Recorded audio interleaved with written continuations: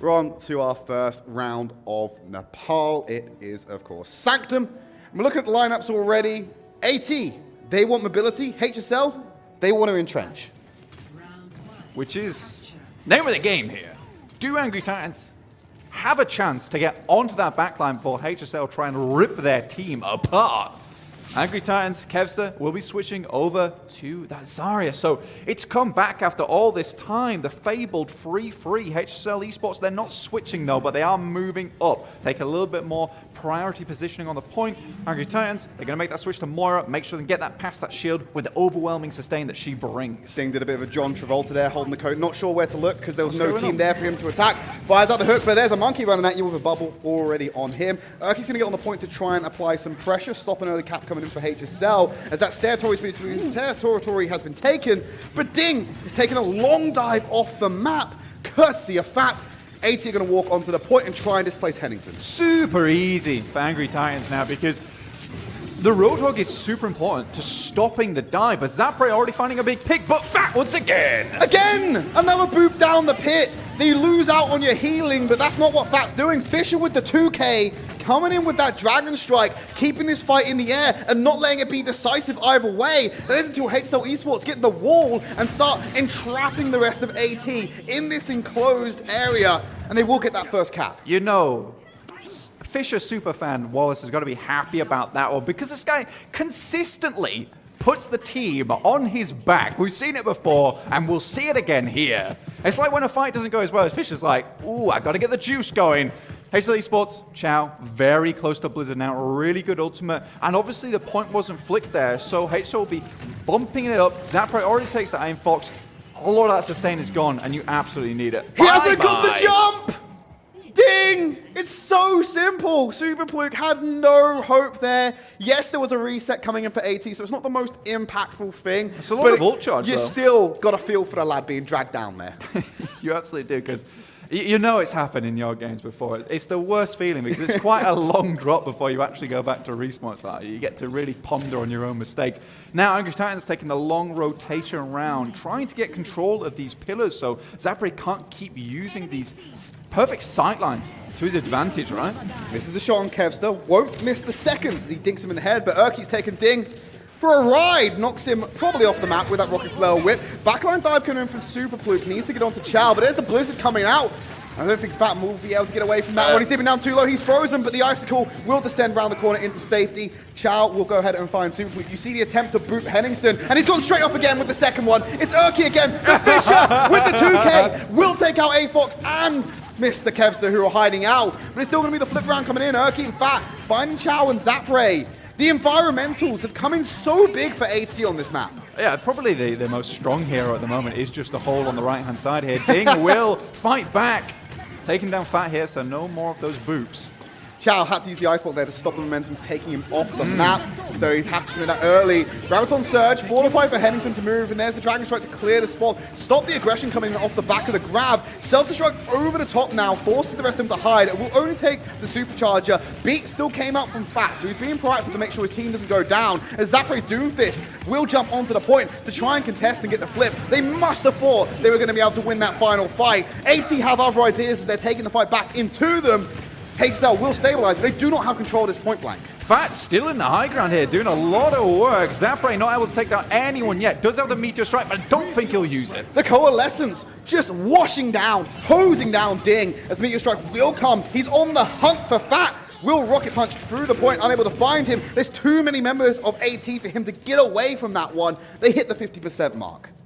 I think this is a fine switch. For HSL, though, Zapre on the Doomfist. No! Oh, not anymore. Unkillable hero. I like it. So this is majorly for Super Pluke in the front line. Do we see him switch or will he stay? Looks like he is going to stick around 61% and climb, but his final fight here for HSL, should they flip, and they've got a great ultimate to do it. It is the Blizzard, will encompass the majority of the point. CQC, they want close quarters combat here. Going to throw out that Blizzard and clear some space for him to walk onto the point and get the flip. They want the onus to be on AT to attack them, and that's exactly what they're going to get. 15% remaining. AT cannot walk away from this one. They have to contest, but they're walking straight into the firing line of Zapre's Reaper. He's sitting on top of the Immortality Field. The Amp Matrix will come out as well. Those pellets are absolutely flying. at AT as long as he can get the shots off, because they're just cowering behind cover, trying to trigger the overtime. They will do enough to make sure that happens, but the body count is still too high for AT. HSL are in control of round 1, and they are so close to taking it away. Malik's got to be happy with this Reaper from Zander. He's been doing work so far, son. Round number 1 has to go over. Kevster coming in on the Doomfist, not been taken out, but he's going to be blown away by the whole hog. Sanctum going the way of HSL. Very long control map there, though, for us on this sub-map of Sanctum. Really well played. Some of the supports there on the side of Angry Titans. Fat obviously getting some wonderful boops through. We also saw Erky getting some of those whip shots. But one thing that really surprised me is Chow actually did it twice, where stopped the momentum with the ice block just on the precipice. So he was really dancing. You say he put it on ice? He did. He did put it on ice. And then he fought it back out again. So You looked so convicted when you said that to me. I thought you were actually going to tell me to shut up. No, mate. I think it was good, but like... Unbelievable. It's lowbrow. I'm sorry. Low-hanging fruit. Easily picked from the tree. Well, that's what you go for, right? Well, we're at HSL Esports coming out here with that triple DPS composition for now, similarly matched by AT, so they could be going for that one as they're going to clash into it. Of course, having a little bit of a PowerPoint presentation at the moment. We'll get that resolved as soon as we can. Brusen going to find that kill onto Zander. Askov going down to the shots of AFOX, who's on this Ana. Ding's going to match him on that same hero. So I love seeing the maiden sniper coming out here. He's going to heal up the rest of his team. That will bring Pollitt back into the roster.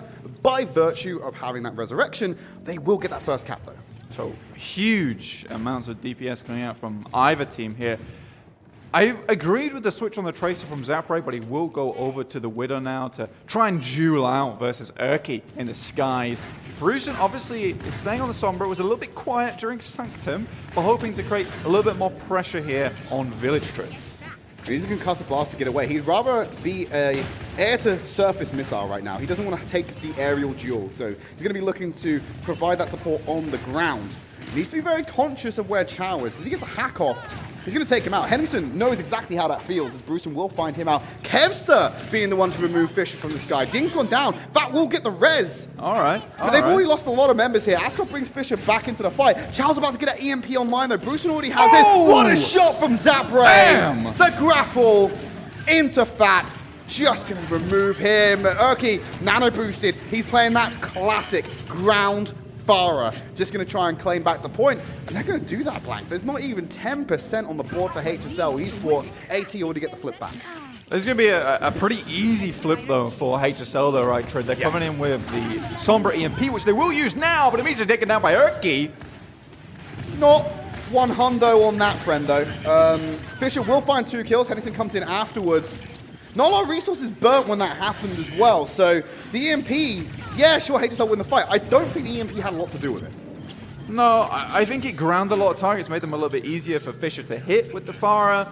But now Zander is back over to the Tracer. I can talk a little bit more about that and why I enjoy it so much. So versus basically Farah in the sky and also Brusen on the Sombra, he's going to be taking a lot less damage. You'll be taking more damage from the Splash, which is obviously nerfed here, because he's going to be moving so fast, so you're hardly ever going to hit him with a direct. Speaking of directs, that's exactly what Fisher just did to Mr. Erky. Both sitting on a barrage, but under the right circumstances, the guy could be suicide. EMP in the sky, just going to ground him anyway. Askov can't fly back up, and the Wrecking Ball comes rolling through. Erky going to commit the barrage with the added layer of having that EMP safety net, as Zander will get the magazine clipped to the face. All in all, HSL got the flip, so it's not a complete disaster because they will buy themselves more time for another recontest. Brusen had stars in his eyes there as he basically leapt towards them. Great EMP there to start the fight. Very gung-ho, but you know it worked out wonderfully. 75% now, and basically no teams have any ultimates to speak of. But the ultimate that will be online first is the Ana Nana boost. HSL Esports, they're going to go straight for the quad DPS and just muscle their way onto point. They're just going to feed ult charge over to Erky, and yeah, they may get the flip, but it's like I just walk in with a barrage. He's already found Zander and Fisher. This has gone disastrously for HSL. Hacked up Diva, no defense matrix. It's the barrage he was waiting for. It's so clean! Ooh. From AT, by the numbers play, will win them Village. HSL They tried to raid Area 51, but FBI agent Urki was on the job there with the barrage coming through. They're from above, mate. FBI, CIA, Air Force, they're all there. They're all there, mate. We're all there, but don't even try it. They can't stop all of us, as the tagline goes. Just to make it clear, I am not endorsing this action. This is a terrible idea. No. Terrible idea. I slam not going on that invite. AT and HSL going out to the third and final round of Nepal. We're going to move over to Shrine instead. That last shake-up into GOATs wasn't the play, Chief. Didn't work out for them, especially against the Farah, who was already pretty up there in the ult charge. You fed it all over, and you saw the hack. As soon as the hack came in, to the Diva, he was like, well, I know where this is going. This barrage, point-blank range. Nothing you can do about it. It's a great pick, though, from Urki at the beginning on the Roadhog, because without the hook, you pretty much got nothing to deal with that far in the sky. HSL, though, look like they are running with this Sombra Goats composition. Just want to muscle it out on the point, wrestle it away from Angry Titans. Already a hack goes through onto Kevster. He is grounded. They need to finish him off, and that's exactly what Ding's going to do with the grasp. Suck out the life. One hand giveth, one hand taketh away. Zerky will land to the ground, get a little bit lower. Looking to catch him on the outside. Fisher goes for the Rocket Flare Whip to deal some damage, but it's very ambitious to try and do that. Chow is up still. Ascot being hacked out does deny a lot here, and he should be picked off quite easily from Urki because of it. They were definitely calling for him to take action on that. Urki's doing a wonderful job when it comes to target prioritization there. But they will flip the point here, will HSL, and that's exactly what this composition does. Now it's up to Angry Titans to try and flip this as quickly as possible. They should be able to do it. It looks like they have the edge here, especially when they hack up Chow. Coalescence from Ding to try and sustain. Ascot not to be found. Kevster with the burst damage from the Pulse Bomb seals the deal, but Zapre takes out Urki, who will go down with that barrage, and he was a bit of a sharp shooter. The edge of the sword for AT on their offense now is nowhere to be found. Nano boosted Kevster goes in with the melee. Bruce in the follow-up onto Ding. And he finds Chow off the back end to get 3 Ks and the flip. Seriously, nice. Seeing a little bit more Tracer in these Contenders games.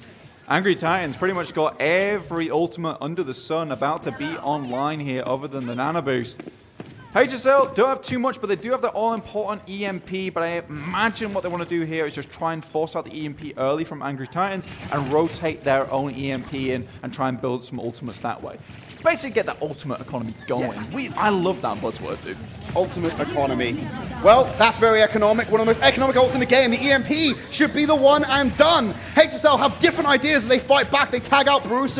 Ding, the only casualty, that big heal is missing, so you'd expect HSL to start to falter, especially because Fats brought him in. Rally pop. Henningsen, he wanted to go for a primal raid, but they said chill out, take a nap, and he'll come back to the fight without it. HSL will get the flip in the meantime.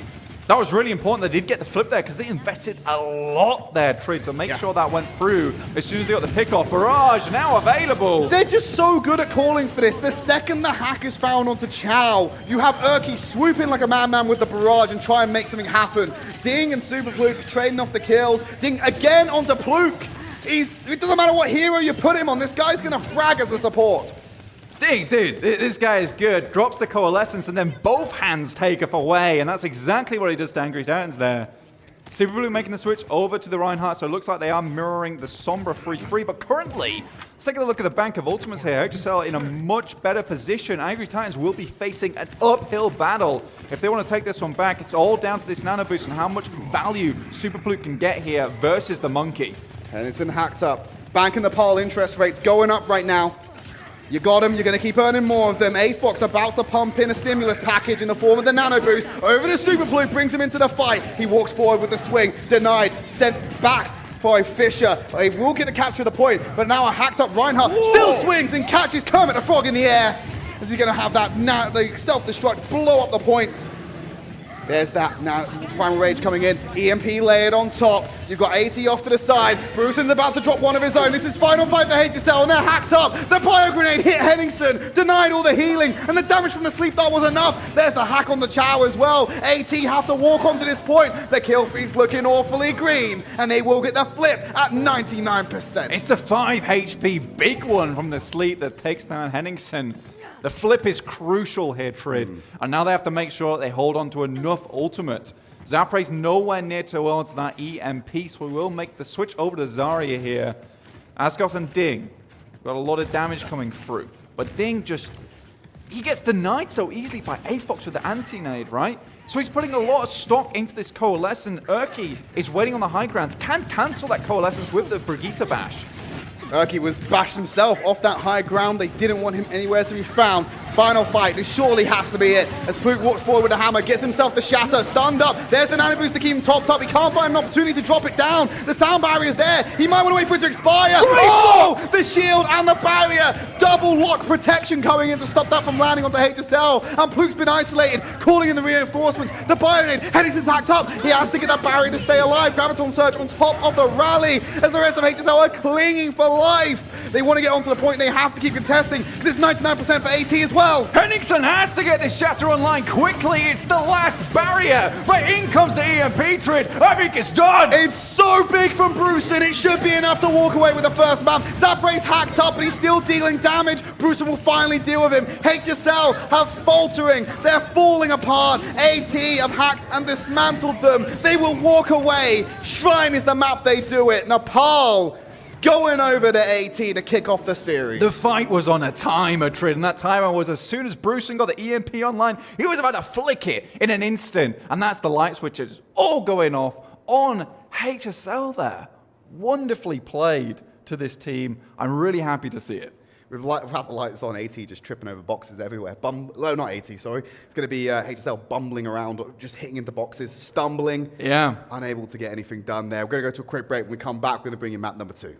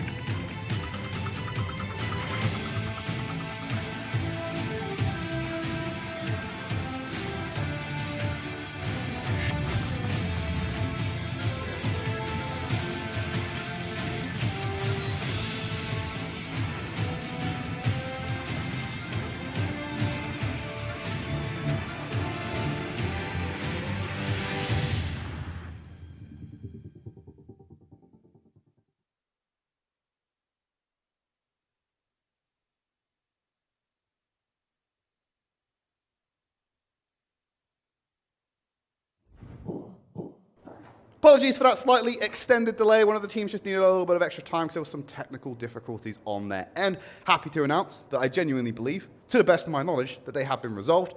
Please don't at me or come at me if I'm wrong. I'm not going to take 100% responsibility for that one.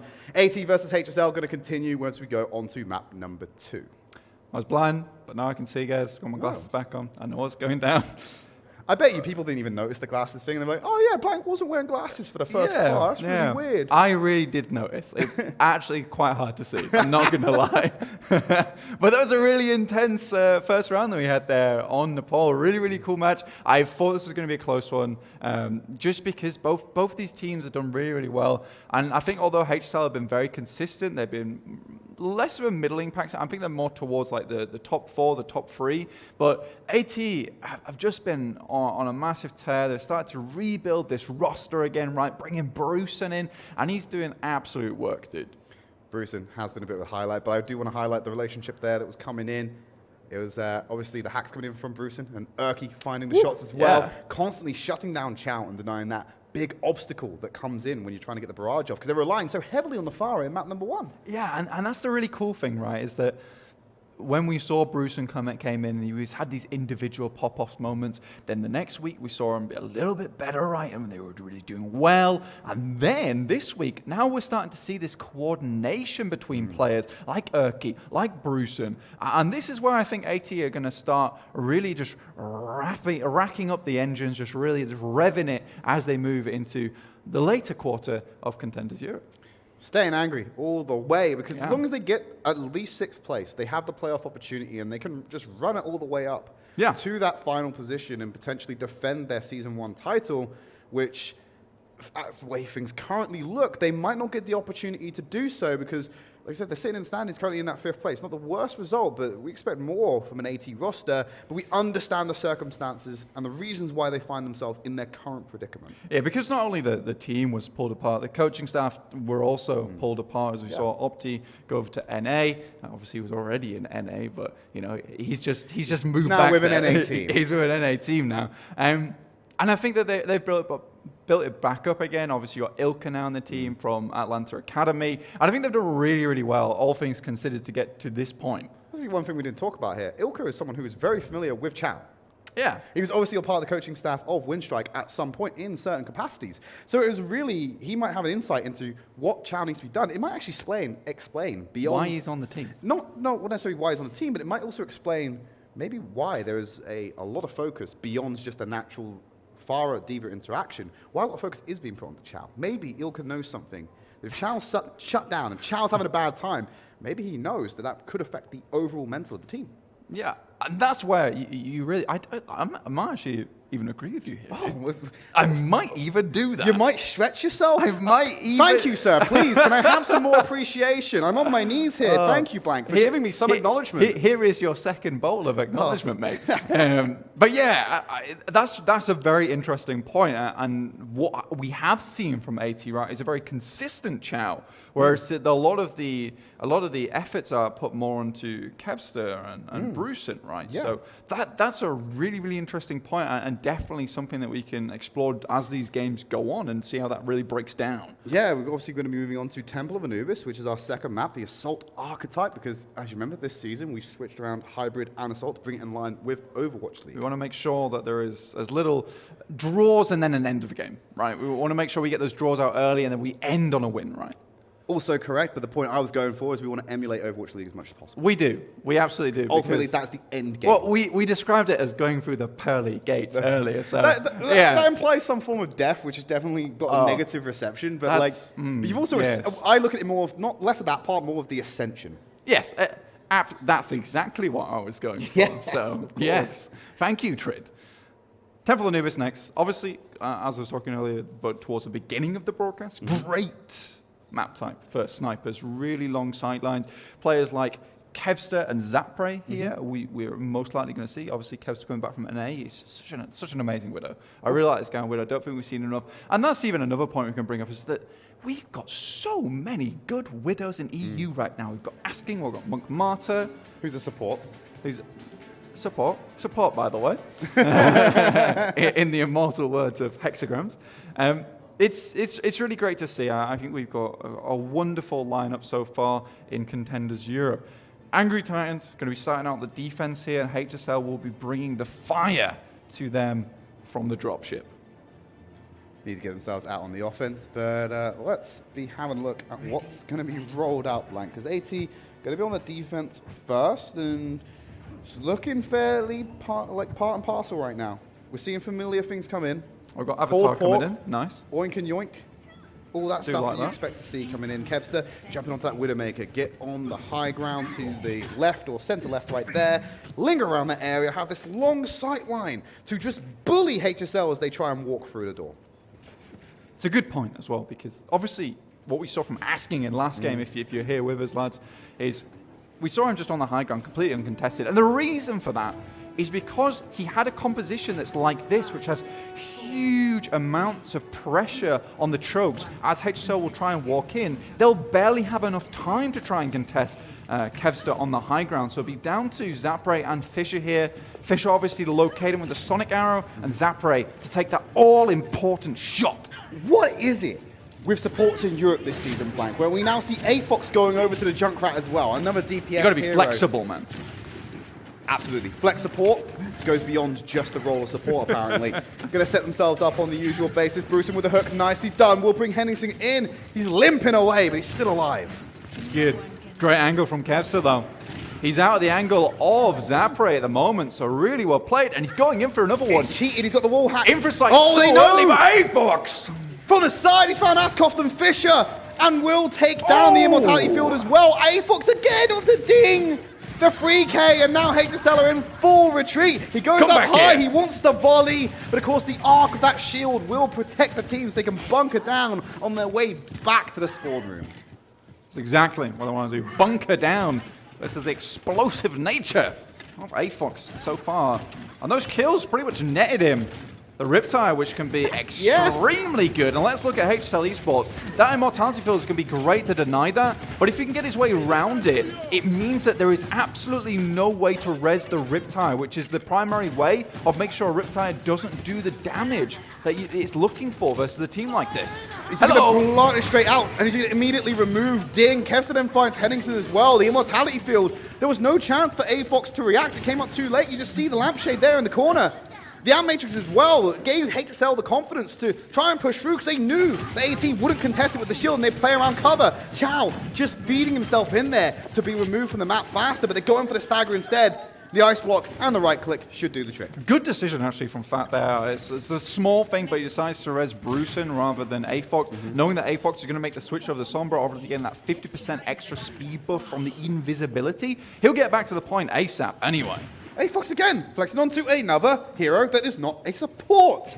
Going onto the Sombra instead, adding it into the composition. They have 5 ults already. Superplut's popped his to kick things off, give him that shield pressure advantage. Fish has also been hacked up here, so AFOX already making his presence known. He's getting so close to that Dragon Strike. The Immortality Field's been laid down, so they won't have this for the next engagement. If Zapray's already found Urki, he will go down with the Blizzard. Pulse comes through. It's a very, very intense moment here. You can see the res coming in already from Fat. That's just lingering in the corner right there, and the rest of the team's He's resing no one currently. Technically no one, but I'm pretty sure there is intent right there. Yeah. It's not the Twilight Zone. You don't have to worry about it for now. But yeah, Dragon Strike going to be coming through, so that's got on top of the corpse. Fat is out of the safety range of that particular ultimate, so he should be fine to get away with that one, because the rest of the team is retreating around cover. They are having to go on the back foot right now after that initial pick coming in from Zapray. Yeah, he's also in Valkyrie, so he can quickly just go of course. Whoop, straight up into the air, and actually cancel the res that way too, so he's not locked into that slowing animation. I'm pretty sure point A is sadly going to go over to HSL here just by means of how this plays out, because you don't have the Blizzard now, which is primary defensive tool on the point, and it's great at stalling, so you don't have that now. It looks like AT are going to be forced to bunker up on point B, which is extremely unfortunate considering how well they were actually playing here on point A. Fat managed to bring Urki back, but both of them fall to the hands of Fisher. Henningsen then takes out Kevster. Blank, a little bit of an oracle prediction right there. Not one of your cursed ones you put on Twitter, but an actual prediction coming in. Point A, going over to HSL. Like, when I'm in the game, it's fine. But out of the game, I don't know. I turn into something else. Just a monster. I did actually compare you this week to, not the missing link, the stage that came before the missing link. Yeah. Don't worry, mate. I'm on my way to finding the link that I require, to be honest with you. And the link I require right now is a bit of Overwatch. I love this game. Angry Titans coming out. Urki actually got his ultimate back. We didn't commit the ultimate. He died before he could throw it out. Oh yeah, Brewster went out. It was Brewster. I'm an idiot. Don't worry about that one, Blank. Ascos, immortality field's gone down as well as that Matrix. Kevs is on the Genji. I love to see this. Zapray's found fat though.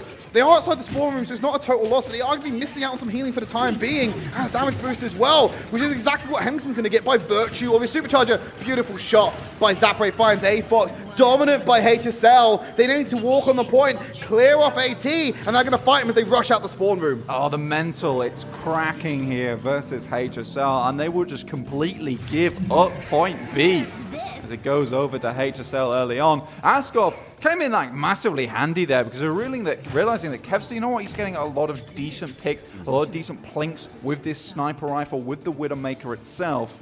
So you know what we can do? Let's just get the immortality field out, mate. Let's drop that tool down. Yeah, yeet onto the ground. Frisbee it. Frisbee, It's it doesn't so go very, easy. it's the worst frisbee because it stops. Oh, yeah, but you can fling that thing. I'm telling you. You can get some mileage on that thing. One of the definitely got power in the wrist. It's literally an ultimate frisbee. Yeah? No one's going to bat it down though because it does just plant up and give you the immortality Bit field. rubbish in that sense. Beautiful time back for HSL. 4 minutes 11, so they've gone up. 11 seconds added to their initial start Good job. time. Plenty of time to play with, assuming that Angry Titans will walk away here with a completion. They're going to have to get past HSL first, and we're going to see what they're going to walk out onto the point with. It's looking very similar right now. Ding. He's going to take a page out of A-Fox's book and contest him on the Hanzo, potentially. We saw this boy. Ding versus Giganti. Who is the Hanzo of HSL? On Numbani. It's a mystery. It's a big, big mystery. But we saw Ding versus Giganti on Numbani. Actually did some monstrous work on this Hanzo. So A-Fox still has to be worried about this, you know? It's the flex supports battle, but I don't think A-Fox holds the edge here versus Ding. Ding is just this insane projectile player, and he's been this way since he's been flitting around teams in Contenders so far in Season 2. Pretty pog you, if you ask me. Pretty pog you, indeed. Now, Fisher, I think, is one of the other problems that Angry Titans will have to face up against. I think he has some amazing pop-off potential towards the end of fight, so maybe Angry Titans decide to try and focus him down early. Henningsen, on the other hand, another player that we have to highlight, and it's another thing that Angry Titans have to basically address, is the fact that you really need to focus him down. When you find those hooks onto him, he cannot be getting away scot-free just using that Fortify. AT had to wait in the spawn room a little bit longer. They won't punish Henningsen's greedy shield usage. With A-Fox being pulled over to the side, no follow-up to be found on that one after he was exposed. Thankfully, there was some defense there from Bruce with the DM to make sure that damage didn't come through. They're now going to try and work on this shield. Hook comes in, will to cut off any kind of reinforcements, but now Kev's has got the high ground, but it's Ding they need to be careful of. Storm Arrow to find out Luke and put AT on the back foot. They will kind of try and still budget their way through, and Kev's is going to try and brute force this one by taking out Askov, and that's big, because now they don't have that resurrection, and it's a long way back from the spawn room. HSL know they have to finish this fight quickly. Obviously, they don't have the luxury of the resurrection anymore. Someone will most likely go back, pick up the fellow Mercy, letting her use her Guardian Angel to get back to them. Most likely Ding here, as he can just climb back over the wall, get himself back into a very good position. But you do see HSL playing very scared. They are aware of how good Kevster is on this Widowmaker. They don't want to peek him so far. And Contenders, on the other hand, I think it's A-Fox's Dragon Strike alongside Super Pluke's Halt, which is going to be the big thing here. Urki's made the switch over to Far as well outside the spawn room, identifying that they don't have a Widowmaker on HSL, so they have a slightly easier time, but they're still going to have to contend with Ding, who will have that Dragon Strike online. Instead, the Dragon's coming from AT through nice and early, will force HSL into a corner and free up space for Urki to start finding the angles to get that damage in. Ding's off to the side now. There is a pocket coming in, but A-Fox out of nowhere with the Hanzo takes down Ding. That's the Portal combat coming in big. Zapray hopping off with the whole hog, forcing them all into a corner. Bruce will find Zapray. Askov rectifies that mistake by bringing Ding back into the fight. The end game is clear though. HSL will hold off Angry Titans even longer. They will have a couple more attempts here, Tridd. Yes. I think if we go back to the beginning of that fight, though, I understood the idea. You throw in the Dragon Strike, it's not used alongside with the Halt, and you immediately saw Angry Titans try and take some space going through mini up to high ground. Fisher makes an incredible decision and waits on the sidelines, drops down a wall, prevents that taking of space and really halts them up. So when the Dragons are finally gone, HSL are back into the position that they were before, with Angry Titans still on the low ground. Fisher now has the Blizzard. Does he use it now? I might have to use it early. He's already used the Ice Block to get away from this one. Self-destruct coming in. A-Fox finds Zapray. He's going down way too early in this fight. The Blizzard available for Fisher, but HSL need to stabilize first. They use this out of sync or out of order. It could go disastrously for them. Kester brought back into the fight by Fat. Fisher's gone down. He didn't even use the ultimate. Askov has popped the Valkyrie. I don't know if he's got the res in the pocket to be able to bring him back, but Henningsen, he's gone down as well. You start after making decisions here. Askov battle mercies. A-Fox takes him out with the Valkyrie. Fisher's now back alive, and he's got a long walk back from the spawn room, and AT are knocking on point A. Askov so low. Zapray coming in. He gets away with a sliver of HP. Are they willing to give us some ticks here with the 2 picks that come through, Tridd? I do not think they're holding. It's all stall tactics now. Fisher already used that Ice Block off the point, needed to reposition to try and contest, and I think you're right, Blank. Point A will be going over to AT. That time bank, though, already falling behind HSL, even with that 4-minute bonus that's given to you for capping point A. Right at the get-go. Zapray, he's on the Sombra now. Henningsen makes a switch, so does Fisher. Wonderful pick coming through from Kester. 30-second cooldown on that resurrection. This is time that Angry Titans can use. Dragon Strike will force them into a corner, in which case, if Urki can get the drop on them, Barrage is going to come in huge, but Kevster using that Imprecise early means that information will be lacking when the Barrage does come through. Takes a shot into the shield. Henningsen getting a dink. 1, 2. Might find the third. He's going to go for the body shot, but guess who has other plans as well? Fisher with the hook being Kevster in. But he's like the last bastion of HSL. There's so many casualties being traded back and forth, and even if you walk on to that point, you've not done it decisively enough. And when Fisher is still alive, contesting with 31 HP, you're not getting the progress you want. And HSL will stabilize with the help of the spawn proximity. Fisher backs it up in style, using the take a breather, and he's even brought back, courtesy of Askov. He earned it. He earned it, dude. He's like, I'm going to bring you back, no matter what, dude. AT making the switch over to Goats. Moira coming in because they know they don't have to worry about a tank matchup. Dragon Strike threaded through. The hook denies them even more of their movement as Pluke. It will be a Lone Ranger on the point. At that point, he becomes a walking bag of ult charge for HSL to capitalize on as they start stockpiling their own to entrench themselves and burn more than 2-minute 30 time bank. It's desperation time though, but I think they had to get rid of that Dragon Strike, right? Because A-Fox, he's on the Moira, and I discussed it earlier. Really, when you play Moira, you just want to walk past the shield, right? Coalescence will be online shortly, so that's even more sustained to get to the point, which is relatively far away. You have to push through some insanely tough chokes, right? Things nearly got that Dragon Strike back as well. The Coalescence is going to be used by A-Fox, all ready to burn through, but HSL Esports are still finding the kills. Fisher stunned up, doesn't have to take a breather. He doesn't need it. The hook will be enough, and he's got a whole hold just in case. That will deliver him a nice burst of tinnitus, but HSL still have control of the point. 1 minute 50 remaining. And Tridd, they did it vanilla.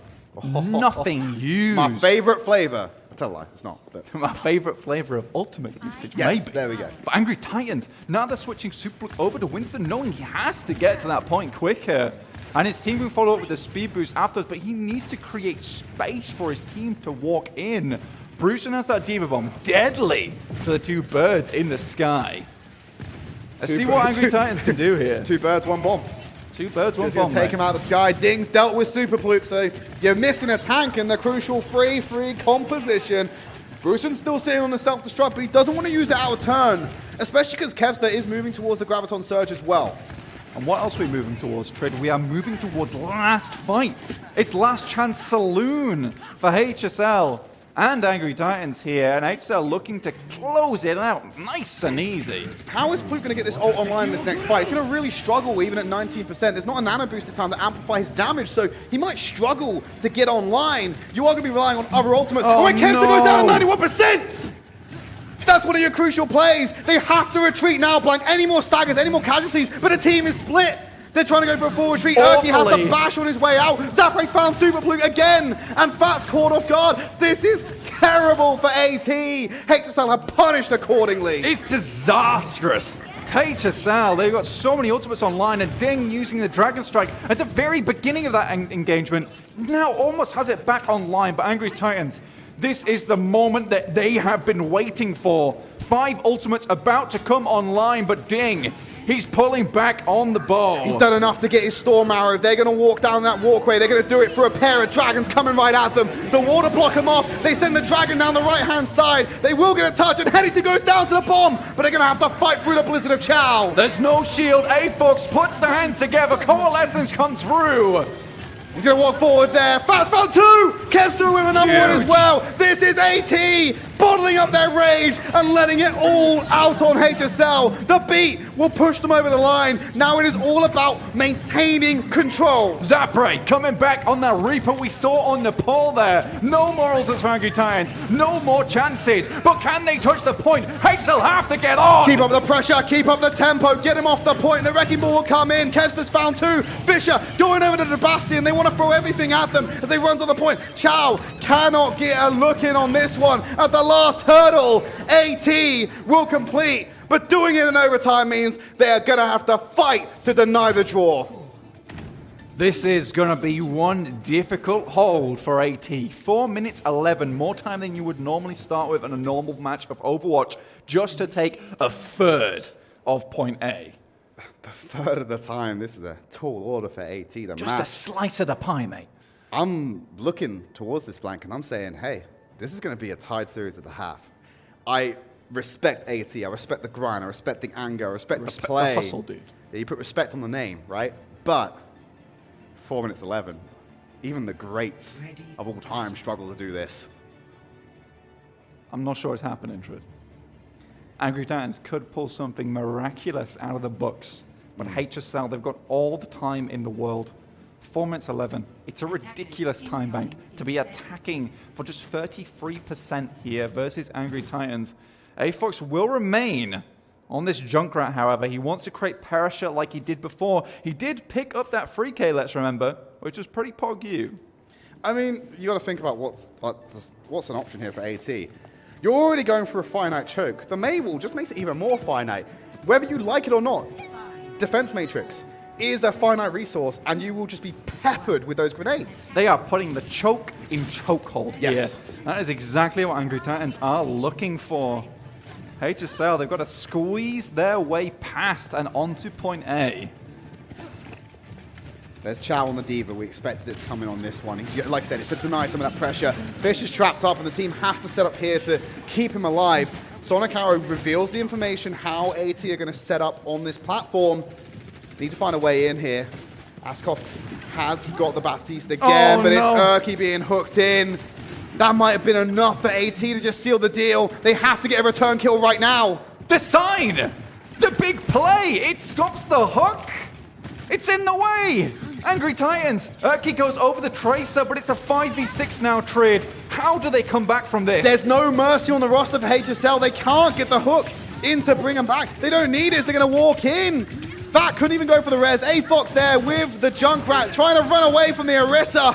Much like everyone in solo queue right now, the point has been taken by HSL, and they clear off the last ones of the stragglers. Erky will buy some time with the Tracer, but it will not be enough. HSL will equalize at the half. Valiant defense there from the AT squad. Unfortunately, it was not meant to be. They really had a great time. It's just sad. And then really that 33% did come in huge because we saw A-Fox. He had to drop early. Yeah. He had to contest the point. If given more time, as Ding and Henningsen moved into the small mini room, potentially even then when they're in secret, he gets a lot of damage through from those mines and those bombs. And he gets a Riptide online. And that single or couple of picks he gets from that could have proved crucial to the retake. It's so unfortunate, but I think HSL definitely did deserve Temple Anubis there. It's a bit unfortunate about the DC earlier too. Very true. Sad story, really. But they will retain that ultimate usage. That was the most important thing. They had the Blizzard ready to go. This is one of the pivotal points of Village. That switch onto the GOATs just did not go in the favor of HSL. They were already running into a half-cocked AT with their ult bank already in favor.